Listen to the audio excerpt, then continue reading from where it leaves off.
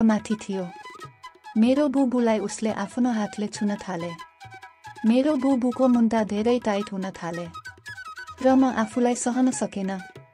मैले पनि उसको लाडोलाई समातेर सेलाउन थाले। उसको लाडो मैले अगाडि नै हेरेको थिएँ। मलाई धेरै राम्रो लाग्यो। उसले मेरो बुबुलाई चुचा र मिमास गर्न थाले। मेरो दुवै खुट्टा दुईटै दिशामा फैलाउन थाले। मेरो मालबाट सेतो पानी बग्न थाले। मैले कहिले पनि केही गरेको थिएनन्। मेरो मालबाट पानी बग्न थाले तब म डराए कि के हो। मेरो पहिलो चोटि सिलटुटु रहेको थियो। उसले भने केही होइन। उसको लाडोलाई मैले आफ्नो मुखमा लागेर ललिपप जस्तै चुसिरहेको थिएँ। उसले मेरो बुबुलाई धेरै सेलाउन थाले। मैले सहे जति सहे। मलाई सहन सकिरहेको थिएन। म पनि उसको लाडोलाई आफ्नो मालमा जिराए। मेरो मालमा जाँदाखेरि मलाई धेरै दुखियो। तै पनि मलाई राम्रो फिलिङ भइरहेको थियो। उसले मेरो मालमा आफ्नो माल हालेर मेरो बुबुलाई किस गर्न थाले। उसको माल मेरो मालमा 3 इन्च मेरो मालमा जिराएको थियो। मेरो मालबाट सेतो पानी र रातो कल जस्तै पानी बगिरहेको थियो। उसले मेरो मलामा उसको माल जब जब पड्काउँथ्यो तब तब मलाई राम्रो लाग्थ्यो। मेरो मालमा उसको माल आधी घन्टासम्म बाहिर भित्र पड्काइरहेको थियो। मेरो हालतको कुरा के म भन्नु, मेरो त्यस बेला केही भन्नेवाला थिएन। म उसको माललाई आफ्नो सामानभित्र कति देरसम्म राखु जस्तै लाग्थ्यो। उसको माल झारी मेरो सामानभित्र। माल झारेपछि अलि थकाइ जस्तो उसलाई भयो। मलाई अरू खाऊ अझ आखाउ जस्तै लाग्थ्यो। मैले उसको लाडोलाई सेलाउन थाले। फेरि लाडी उफ्रियो अनि मेरो सामानको दुलोमा उसको लाडो आउने जान लाग्यो। यसरी आउँदा जाँदा मेरो सामानबाट सेतो पानी बगने कर्म जारी थियो। उसले आफ्नो लाडोलाई मेरो दुलोमा जोड जोडले पड्काउन थियो। मेरो दुलोबाट आवाज निस्किन्थ्यो, थचपच पुच। मेरो बगेको पानी साबुनको फेन जस्तै पुरै मेरो सामानको मुखमा लाग्ने थाले। उसले बगेको पानीको फेनलाई नछाडी उसैमा पड्काउन थियो। उसले आफ्नो माललाई 8-10 चोटि पड्कायो मेरो सामानमा। मेरो सामान भ्यागुतो जस्तो फुल थियो अनि कवाक कवाक आवाज निस्किन थियो। मेरो बदन पुरै पानीले भिजाइदियो। मेरो सामानबाट बगेको सेतो पानी 8-10 चोटिमा सुकाइदियो। जब जब उसको लाडो डाउन हुन्थ्यो तब तब म उसको लाडोलाई मसाज गरिन्थे अनि लाडो उभिन थियो। म रातभरि उसको लाडोलाई आफ्नो सामानमा राखे। यसरी मेरो सिल उसले तोडफोड गरिदिए। तबदेखि म आफ्नो रुममा प्रत्येक राति बोलाउँथे अनि उसको लाडो सब खेल्ने म र उ गर्थे। यसरी मेरो काठमाडौँको पढाइ सकियो। साथीहरू, यस्तै कथा र कहानी सुन्नको लागि मेरो च्यानललाई सब्स्क्राइब गर्नुहोला है। धन्यवाद। मेरो नाम आलम हो। म अहिले कामको सिलसिलामा मलेसियामा आएको छु। साथीहरू, यो च्यानलमा पहिलो चोटि आउनु भएको छ भने कृपया च्यानललाई सब्स्क्राइब गरी सहयोग गर्नु है। म हजुरलाई मलेसियाको सत्य कहानी सुनाउँछु। ल साथीहरू, सुरु गरौँ। मेरो नाम आलम हो। म अहिले कामको सिलसिलामा मलेसियामा आएको छु। मलेसियामा ग्रोइङ स्ट्रङ कम्पनीमा मैले काम गरिरहेको छु। मेरो काम गर्ने शैलीबाट म सब काम गर्ने कम्पनीको छोरी पनि प्रभावित भएकी छिन्। उनले मनैमा मायाको चाहना राख्थे।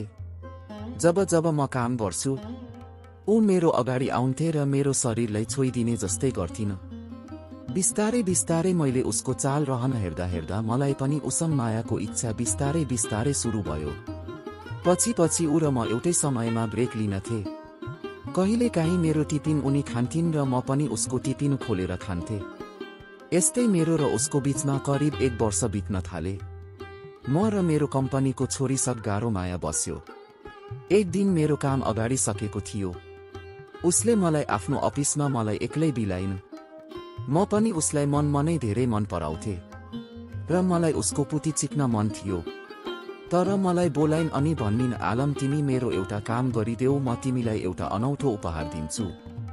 यति सुन्ने बित्तिकै मैले भने, तिम्रो लागि म ज्यान दिन तयार छु। भन्न के काम हो?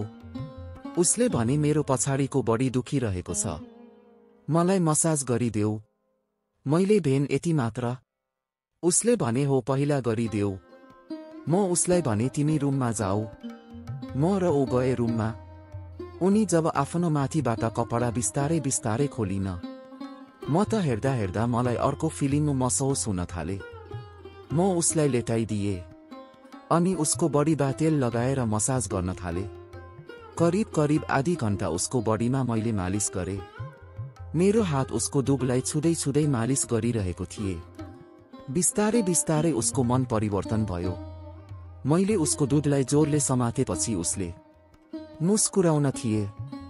तब म पनि निडर भएर उसको दुग्धलाई खेलाउन लागे। मेरो लाडो खडा भयो।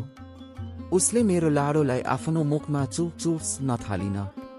म उसको तल दुवै खुट्टा हटाएर पी हातले घुमाउन थाले। ऊ बिस्तारै बिस्तारै मेरो लाडो उनले आफ्नो तीमा पसाए।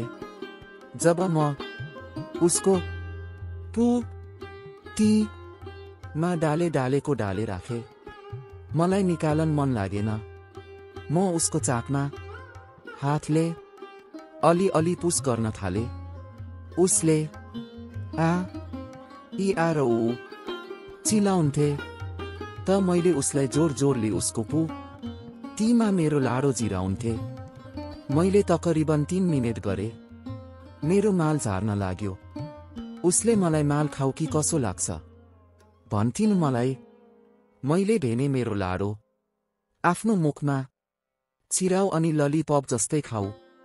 उसले खान थाले। मेरो लाडी अझ ठुलो भयो अनि म फेरि उसको पुतीएमा फेरि डाले। यसरी मैले 4-5 चोटि गरे। उसलाई धेरै राम्रो लाग्यो। मलाई पनि एकदमै राम्रो लाग्यो। पछि म र ऊ जब जब मलाई मन खेल्ने गर्थे, म र उनी खेल्दै थिए। यसरी म कम्पनीकी छोरीलाई धेरै दिनसम्म साथमा रहिरहे। मेरो र उसको सम्बन्ध दिनदिनै धेरै गहकिलो हुँदै गए। म र उनले कहिले सिङ्गापुरमा गएर गर्थे त कहिले थाइल्यान्डमा गर्थे। यसरी मेरो र उनको दिनचर्या बित्दै गए। साथीहरू, यस्तै कथा र कहानी सुन्नको लागि मेरो च्यानललाई सब्स्क्राइब गर्नुहोला है। धन्यवाद। पनि ठोसा ठोसा आउन लागेको थियो। ऊ दम्ब परेर हेर्न थाली अनि भन्न थाली, आमै कति ठुलो रहेछ। मेरो माल पुरै 8 इन्चको लामो अनि मोटो पनि थियो। 2-3 दिन अगाडि सेभ पनि गरेको थिए। त्यसैले भुत्लाको माल त झन् ठिनिक्क गर्न थाल्यो। एलिना अलि नजिक आएर मेरो माललाई बिस्तारै सुमसुम्याउँदै भन्न थाली, किन हल्लेको हो नि? मैले भने खोइ कतै छिर्नलाई दुलो खोजेको होला नि। ऊ मेरो माललाई अरू जोडले समाउँदै छ्या कस्तो बाठो मान्छे भन्न थाली। अब मैले उसलाई अलिक नजिक तानेर अब तिमी देखाउन है भने। ऊ अलि नमाने जस्तो गरी, तर मैले नै उसको बुबुमा च्याप्प कपडा बाहिरबाट नै समाते। ऊ पहिला त अलि अप्ठ्यारो मानी, तर मैले जोडले मार्न थालेपछि अलि सन्चो मानी। अब मैले नै उसको टी सर्ट खोले अनि कालो ब्रा माथिबाट बुबु मार्न थाले। उसले मेरो माल हल्लाउन थालिन्। मैले अब भने ब्रा पनि खोलिदिए एलिनाको। आहा, कस्तो सुन्दर र पोटिलो बुबु! म त पागलै भए एलिनाको बुबु देखेर त। एलिनालाई ओछ्यानमा पल्टाएर एक हातले एलिनाको बोगटेनी चोर्न थाले, अर्को हातले एलिनाको माल छान्न थाले। आहा, माल पनि कति पुक्क उठेको, भुत्ला पनि भर्खर आउन थालेको रहेछ। मैले एलिनाको बुबु चुस्न थाले। अब भने एलिना औस औस गर्दै छटपटाउन थालिन्। मैले पनि उसको मालमा औलाले चलाइदिन थाले। एकैछिनमा एलिनाको मालबाट चिप्लो पानी निस्किन थाल्यो। यता मेरो कान्छा भाइ भने रनक्क परेर फुक्न लागेको थियो। बिस्तारै मैले एलिनाको पेन्टी फुकालिदिए अनि म एलिना माथि चढे। एलिनाले मेरो माललाई च्याप्प समातेर उसको मालमा घुसार्न खोजिन्। सायद मेरो माल ठुलो भएर होला, एलिनाको मालमा पस्न मानिरहेको थिएन। एलिनाले तलबाट उसको माल अलि उठाउँदै अलि साह्रो ठेल्नु नभनिन्। मैले पनि बल गरेर धक्का मारे। अहिले भने एलिनाको मालमा मेरो माल आदि जस्तो छिर्यो। ओहो, कस्तो मजा आएको भन्दै एलिना मलाई किस गर्न थालिन्।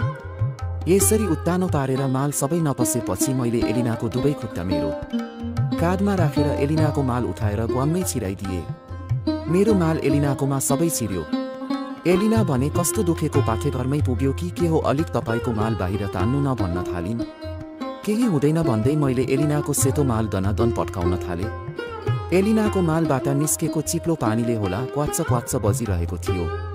कस्तो साह्रो बजेको, अलिक बिस्तारै हान्नु न, मान्छेले सुन्छ भन्दै थिइन् एलिना। करिब 5 मिनेटसम्म चिकेपछि मेरो माल झर्न लाग्यो। एलिनाको चाकमाथि उठाउँदै मैले जोडले धक्का दिँदै एलिनाको मालभित्रै माल झारिदिए। किन भित्रै झार्नु भएको, फेरि पेट बस्यो भने भन्दै थिइन् एलिना। केही हुँदैन भन्दै मैले मेरो माल एलिनाको मालबाट बाहिर निकाले। एलिनाको मालबाट सेतो माल बग्न थाल्यो।